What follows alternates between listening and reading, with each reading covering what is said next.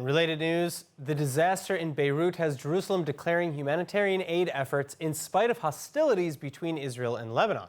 Israeli authorities saying that now is not the time for politics. But how does such compartmentalization apply to individuals? How can we succeed in creating or rebuilding trust? Psychologist Dr. Kamila Forkosh Lavan joins us with more. Kamila, thank you so much for being with us. Now, first of all, is it possible to truly rebuild a relationship that's been damaged by a crisis of trust? So I'm very happy that this topic is on the table because actually most of my work is exactly that, working either in a more professional sense, but especially in a familial sense when there's so much history and so many emotions. Sometimes people don't talk to each other for years, so where do you go from there, right?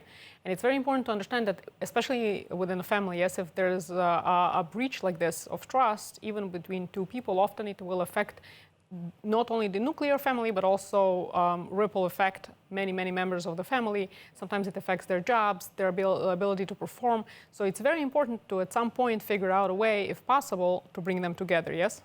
So why is it sometimes even almost easier to hold a grudge? I think one of the variables that is important to understand is that first of all, it's a snowballing effect. It doesn't just happen that right away from the beginning people get to that level of mistrust or that level of animosity. Okay, so a lot of times it starts from something that often people will not even remember where it began to begin with. Yes, but at some point it shifts towards from the actual topic on the table that they're arguing about to defending the self and defending yourself basically and your honor and your rightness and who you are as a person.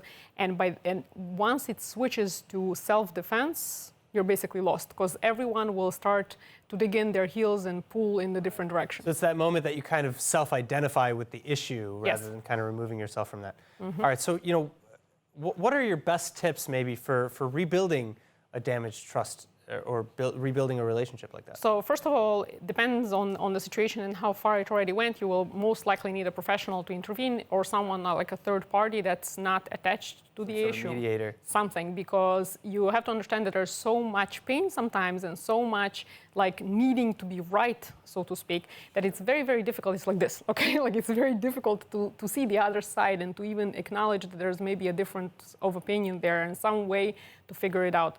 But the first step usually would be, aside from the understanding that maybe there is a different view on this, yes, you don't have to agree with it, but at least to understand that there is a different perspective, is to kind of try to get off the tree, so to speak. Become objective and empathize, really, mm-hmm. in a sense. Mm-hmm. All right, well, I mean, it's much easier said than done, I'm sure. Yes. Doctor, thank you so much for being with us again. Thank you.